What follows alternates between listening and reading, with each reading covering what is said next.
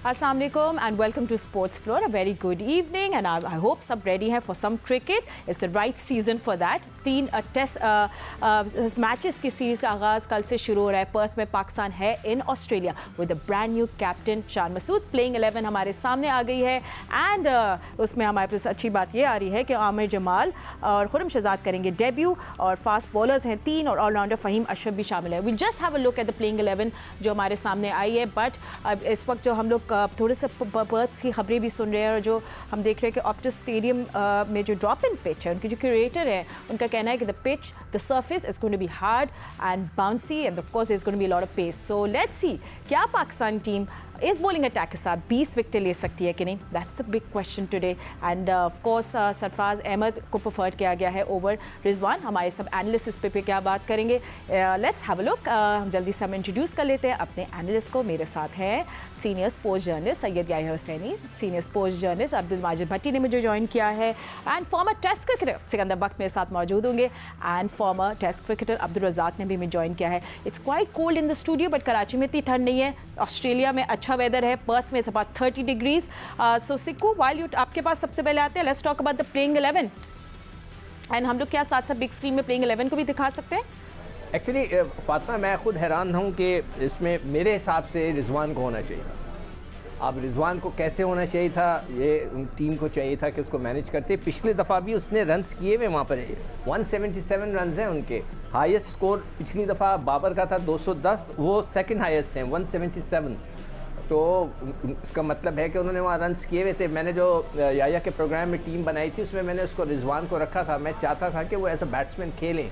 हमारे पास देखें ना बैटिंग में आप अननेसेसरी आपने जो अब ऑलराउंडर्स डाल दिए. फ़हीम अशरफ भी है, सलमान आगा भी है. एक सॉलिड बैट्समैन डाल लेना चाहिए था. और जो दूसरी चीज़ मुझे जो बहुत ज़्यादा अफसोस हो रहा है वो स्पिनर का है कि हम बग़ैर किसी स्पिनर के जा रहे हैं. खैर फास्ट बॉलर्स जो थे अवेलेबल आपने डाल दिए. हम बग़ैर कोई क्वालिटी का स्पिनर ही नहीं हमारी टीम में. अगर विकेट ऐसी आ गई जहाँ पे आपको स्पिनर्स की ज़रूरत पड़ गई तो फिर क्या होगा. तो ये मेरे लिए बिट शॉकिंग है कि हम पाकिस्तान इस सब कॉन्टिनेंट में पाकिस्तान के पास कोई एक क्वालिटी का स्पिनर नहीं है. वो अलग बात है कि इब्रार को चोट लग गई व्हाटएवर, साजिद भी चला गया वहाँ पर, नोमान भी है, but we are playing without a spinner. ठीक है. So playing 11 just in front of you आपके स्क्रीन पे Imamul Haq, Abdullah Shafique, then Shan Masood coming in at 3. Number 4 पे होंगे बाबर, सऊद शकील, सरफराज अहमद, सलमान अली आगा, फ़हीम अशरफ, शाहीन शाह अफरीदी, आमिर जमाल एंड खुरम शहजाद. ये दोनों प्लेयर्स जो हैं ये जो अभी दो द लैटर ये दोनों डेब्यू करेंगे. So we have 3 allrounders and of course जो सबसे बड़ा सवाल है रज़ाक को सब ये बात करें no proper spinner, no specialist spinner. Pakistan इस गेम प्लान के साथ क्या विकेटें ले सकेगा या नहीं. I think that's a big question for today. देखिए फातिमा, जब भी पाकिस्तान टीम ऑस्ट्रेलिया गई है तो वहाँ पे हमेशा स्पिनर ने भी स्ट्रगल किया है और फास्ट बॉलर ने भी स्ट्रगल किया है. और जिस तरह का कॉम्बिनेशन बना हुआ है, अब देखें बाबर आजम कप्तानी से हटे हैं तो ऐसे लग रहा है कि जैसे पाकिस्तान की टीम जो बाहर थे वो इन हो गए हैं. और I'm so sorry Razzaq, I'm so sorry मुझे आपको इंटरप्ट करना पड़ा है. हमने क्विक न्यूज़ ब्रेक लेनी है और फिर हम लोग वापस आएंगे आपको स्पोर्ट्स फ्लोर पर यहीं से अपनी कॉन्वर्सेशन को आगे बढ़ाएंगे. स्टे विद अस.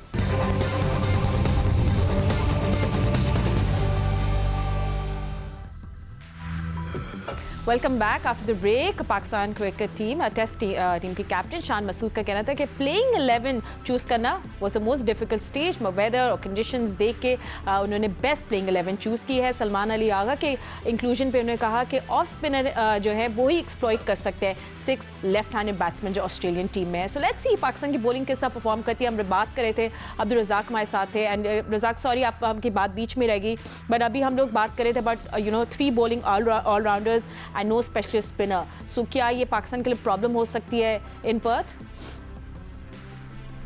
देखिए अभी पिच की कंडीशन देखनी पड़ेगी और मुझे लग रहा है कि ये वाकई का मैच नहीं है जो जैसे पर्थ की पुरानी ग्राउंड है इनकी. ये नई ग्राउंड बनी है, वहाँ पे मैच है और डिपेंड करता है कैसे पिच है. पर एकदम से देखें वर्ल्ड कप के बाद एकदम से ऐसा हुआ है कि पाकिस्तान की टीम एकदम से ऐसे लग रहा है कि बिल्कुल ही जैसे टीम ही बदल गई है सारी. और ऐसे प्लेयर आए हैं जो जिन्होंने फर्स्ट क्लास में परफॉर्म किया और बड़ी टीम के ख़िलाफ़ और बड़ी कंडीशन जो टफ़ कंडीशन है वहाँ पे उनको अपॉर्चुनिटी मिल रही है.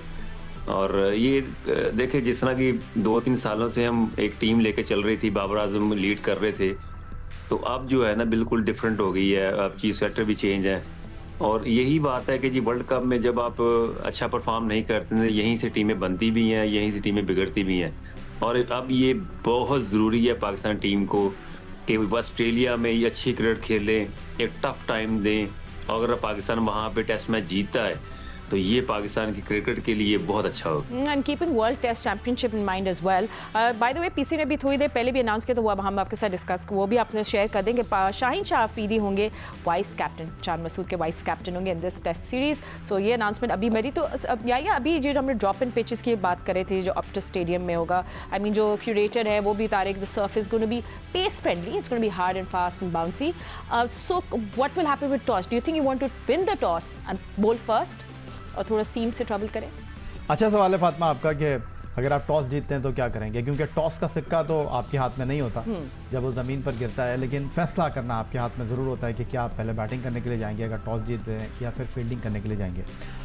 डेफिनेटली मैं यहाँ बैठकर तो ये नहीं कह सकता, बट एक चीज़ जो डेफिनेटली मैं आपके साथ शेयर करना चाहूँगा, जो 11 रुकनी टीम आप देख रही हैं, अब्दुल रज़ाक ने जिस तरह कहा कि बड़ा उतार चढ़ाव आया है और आपको लगेगा कि ये कायदे ट्रॉफी की कोई टीम है जो कि ऑस्ट्रेलिया के खिलाफ खेलने के लिए जा रही है, लेकिन यहाँ पर आपको एक चीज़ को अंडरस्टैंड करना पड़ेगा कि आपकी जो बेंच है उसके ऊपर वसीम जूनियर बैठे हुए हैं जिनके क्रेडिट पर एक टेस्ट मैच है, आपकी बेंच के ऊपर हमज़ा बैठे हुए हैं, मीर हमज़ा, उन्होंने 3 टेस्ट मैच पाकिस्तान के लिए खेल रखे हैं, और आपकी बेंच के ऊपर हसन अली बैठे हुए हैं, हसन अली लंकाशायर से खेले हैं।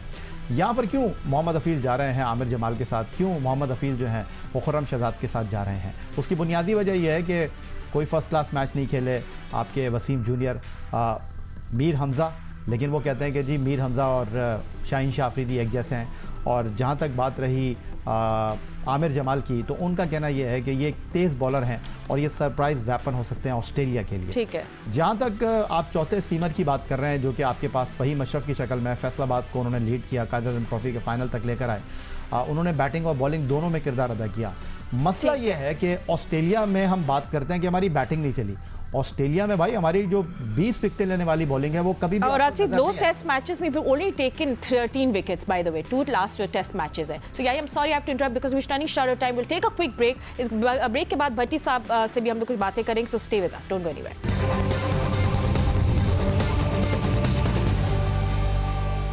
Welcome back after the break. हमारे एनालिस्ट हमारे साथ मौजूद हैं, भट्टी साहब भी ईगली वेट करें तो उनसे बात करेंगे। ये जो पाकिस्तान का न्यू फेस है भट्टी साहब, इसको आप किस तरह देख रहे हैं? With the new captain and हम प्लेइंग 11 भी अनाउंस कर दी, तो दिखा आई थिंक कैप्टन भी दिखाना चाह रहे हैं, मैनेजमेंट दिखाना चाह रही है, हफीज़ इंक्लूडेड, कि हम बहुत क्लियर हैं कि ये हमारे प्लेयर्स हैं जिन पर हम डिपेंड करें। ऑफकोर्स 1-2 हिकअप्स हुए हैं इंजरी के, but what are your thoughts?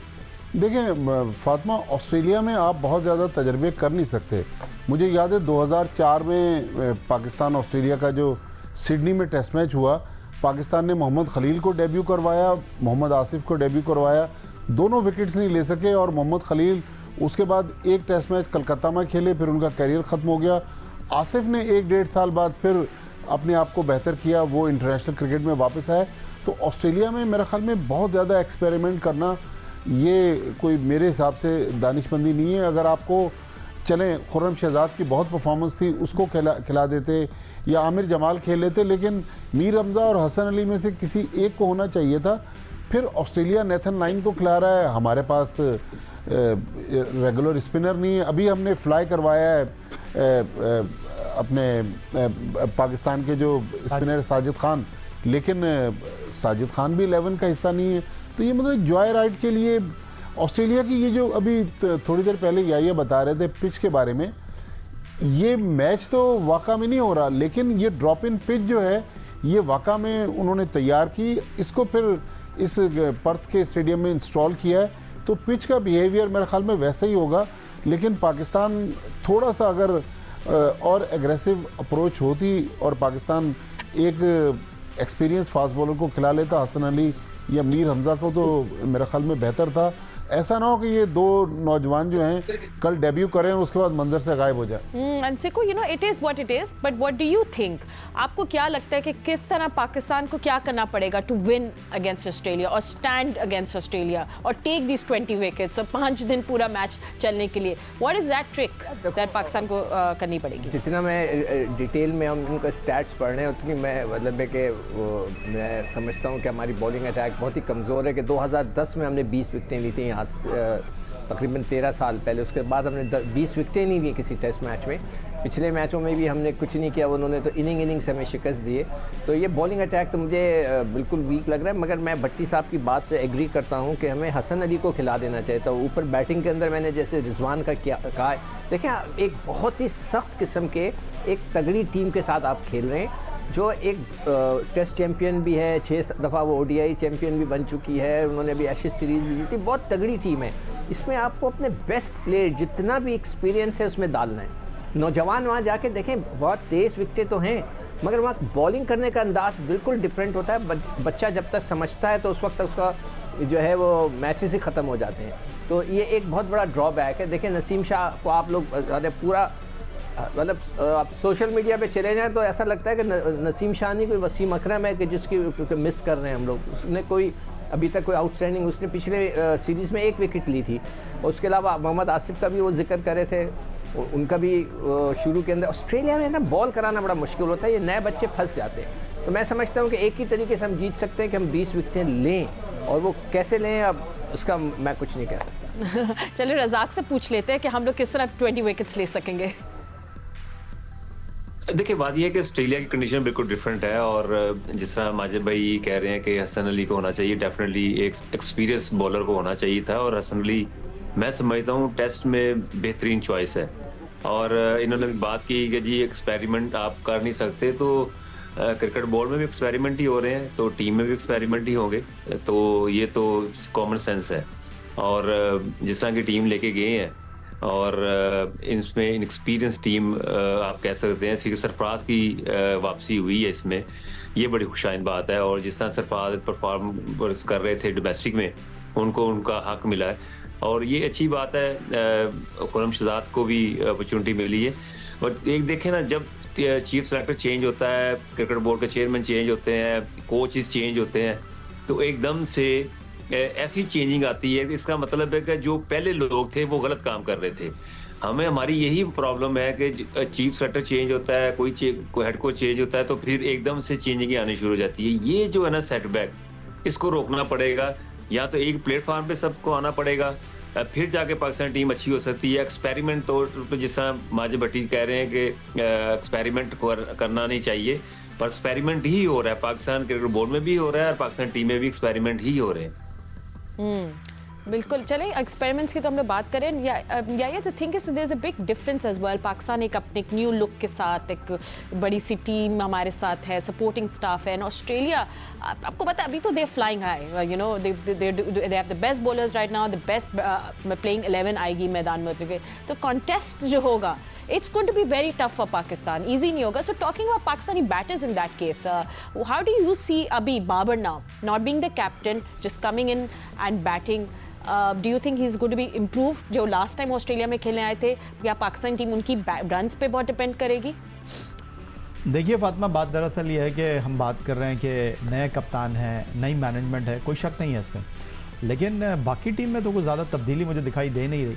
आप अगर बात करते हैं आखिरी 5 टेस्ट मैचों की, जो 3 टेस्ट मैच आप न्यूजीलैंड के साथ खेले, 2 टेस्ट मैच जो आप न्यूजीलैंड के साथ खेले पाकिस्तान में, और 2 श्रीलंका में खेले, उन दोनों टेस्ट मैचों में जो है विकेट के पीछे आपको सरफराज अहमद नज़र आए, और बतौर विकेट कीपर उन्होंने खिदमत अंजाम दी। तो रिजवान तो पहली बार टीम में थे ही नहीं आखिरी 4 टेस्ट मैचों में, अब वो ड्रॉप हुए। शाहिद आफरीदी ने, बल्कि अब्दुल रज़ाक साहब जिस सिलेक्शन कमेटी में थे, उन्होंने ही उनको ड्रॉप किया था, और सरफराज की टीम में वापसी हुई थी डोमेस्टिक की उम्दा कारकर्दगी की वजह से, और आखिरी 4 टेस्ट मैच जो पाकिस्तान खेला है उसमें सरफराज आपके साथ खेले हैं। बैटिंग ऑर्डर की अगर आप बात करते हैं, तो जो श्रीलंका में हमने बैटिंग ऑर्डर के साथ कैरी किया है, वही बैटिंग ऑर्डर यहाँ पर नज़र आ रहा है। शान मसूद नंबर 3 पर खेल रहे हैं, कुछ अनयूजुअल नहीं हो रहा। इनिंग का आगाज़ इमाम के साथ अब्दुल्ला शफीकी कर रहे हैं। नंबर 4 पर आपको बाबरी नज़र आ रहे हैं। नंबर 5 पर आपको जो है वो सऊद शकील ही नज़र आ रहे हैं। श्रीलंका में नंबर 6 पर आगा सलमान खेल रहे थे, बट अब हुआ यह है कि पहले वो बिल्कुल गेम प्लान का हिस्सा थे नहीं, लेकिन अब उनको आपने गेम प्लान में लिया है। और बुनियादी वजह यह है कि अब आपने सऊद शकील से भी बॉलिंग करानी है और स्पिनर का जो रोल है पर्थ में वो सऊद शकील और उनके साथ सलमान अली आगा अदा करेंगे। दूसरा जो सबसे इंपॉर्टेंट पहलू है वो ये है कि वाज़े तौर पर नज़र आ रहा है कि पाकिस्तान की टीम जो है आधा तीतर आधा बटेर के साथ नहीं जाना चाह रही। प्रॉपर 5 फास्ट बॉलर के साथ पाकिस्तान मैदान में उतरा है। 3 आपके फास्ट बॉलर हैं, चौथे फास्ट बॉलर फ़हीम अशरफ हैं, फिर आपके पास एक स्पिनर हैं। अब अगर आप रिजवान को टीम में इंक्लूड कर लेते फिर वही मसला होता कि आप भाई अपनी बैटिंग बढ़ा लेते, लेकिन बॉलर कैसे आउट करते। आपका ऑस्ट्रेलिया में सबसे बड़ा मसला ये है कि इवन वसीम वक्कार भी क्या खेल रहे थे, शुएब अख्तर भी खेल रहे थे, आप ऑस्ट्रेलिया की टीम ही नहीं आउट कर पा रहे थे। तो आप जब प्रॉपर बॉलिंग के साथ जाएंगे 5 बॉलर 5 बैट्समैनों के साथ तो इवन बैलेंस होगा मैच।